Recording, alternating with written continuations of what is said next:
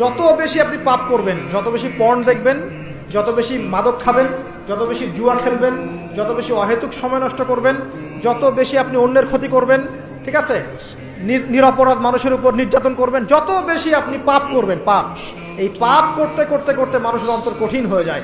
ইবনুল কাইয়্যিম রাহিমাহুল্লাহ বলেছেন যে পাপ করতে থাকলে মানুষের অন্তর কঠিন হয়ে যেতে থাকে, এবং ইস্তেগফার আর জিকির করলে গিয়ে মানুষের অন্তর আবার নরম হতে থাকে। পাপের উপর পাপ করতে থাকলে মানুষের অন্তর কঠিন হতে থাকে।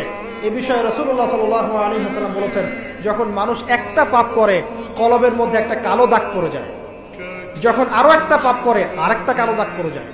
এইভাবে যখন পাপ করতেই থাকে তখন পুরো কলবটাই কালিমা পূর্ণ হয়ে যায়। এই অবস্থায় যদি সে তওবা করে আল্লাহ পাক মাফ করে দিবেন।